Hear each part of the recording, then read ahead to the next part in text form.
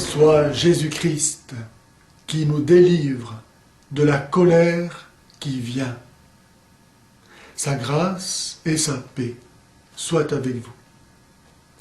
Les chrétiens évangéliques, héritiers de la réforme protestante, sont souvent caractérisés par leur grand zèle à annoncer le nom de Jésus comme étant le seul sauveur. Mais c'est Jésus qui en dresse certainement le vrai portrait lorsqu'il annonce qu'au dernier jour, beaucoup de ceux qui proclament son nom viendront, si sûrs de leur bon droit à mériter la récompense éternelle pour leurs bons et loyaux services, qu'ils lui diront « Seigneur, Seigneur, n'est-ce pas en ton nom que nous avons prophétisé? En ton nom que nous avons chassé les démons? En ton nom que nous avons fait bien des miracles ?»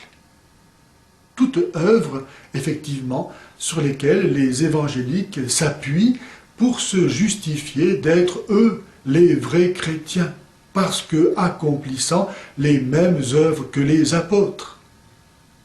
Or, Jésus leur dira en face « Allez-vous-en loin de moi, vous tous qui faites le mal. » Autrement dit, il y a actuellement beaucoup de gens, beaucoup, nous dit Jésus, qui croient agir au nom de Jésus et qui se damnent. Pourquoi Jésus leur reprochera-t-il d'avoir fait le mal, alors qu'apparemment ils auront fait des œuvres extraordinaires, typiquement évangéliques? Parce qu'ils auront accompli ces œuvres, aidés des illusions du démon, de leur propre initiative, en dehors de la communion à l'Église catholique, hors de laquelle il n'y a pas de salut, aussi vrai que le charismatique et génial Saint Paul ne s'est pas contenté de prophétiser, chasser les démons et faire des miracles pour se croire assuré de faire la volonté de Dieu, mais qu'il a voulu être en communion avec le premier pape, de peur, dit-il, d'avoir couru pour rien. Et en effet, tout ce qui est accompli en dehors de l'obéissance à l'Église, il faudra en rendre compte comme d'œuvres perdues. Le mal qui sera reproché aux évangéliques, s'ils ne se repentent pas d'ici là, est le même que celui qu'accomplissait saint Paul avant sa conversion. Il croyait plaire à Dieu en persécutant l'Église. Ainsi de même, aujourd'hui, les évangéliques haïssent-ils l'Église catholique jusqu'à la traiter d'antichrist. Mais comment prétendre faire la volonté de Dieu, qui est le salut des hommes, et haïr l'Église que Jésus a fondée justement pour cela, et dont l'unité est la condition du salut des hommes, unité dont le pape est le signe et l'instrument visible.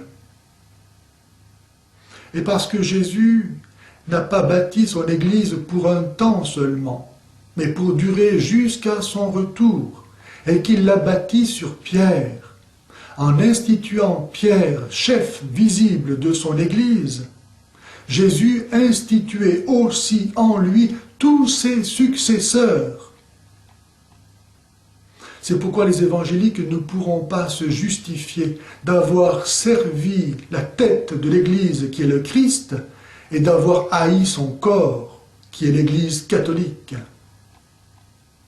Mais il est bien d'autres raisons pour lesquelles les évangéliques seront fort surpris au jour du jugement dernier.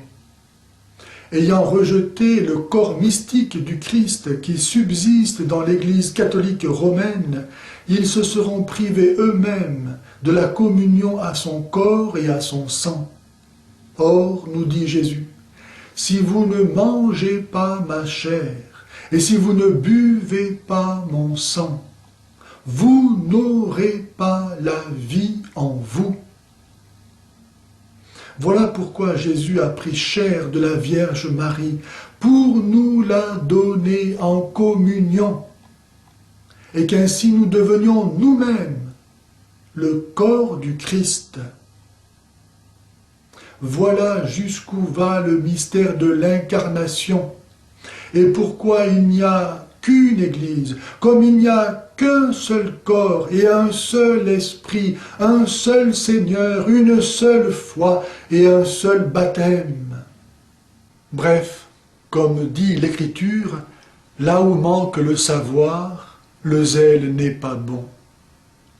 Ainsi, il ne suffit pas de dire « Seigneur, Seigneur, je suis chrétien, je crois en Jésus » pour être sauvé.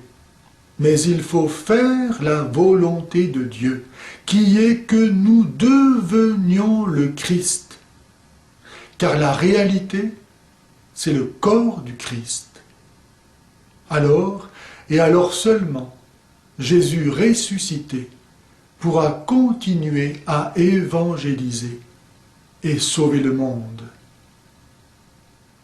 Si les gens savaient qu'ils vont en enfer, ils changeraient de vie.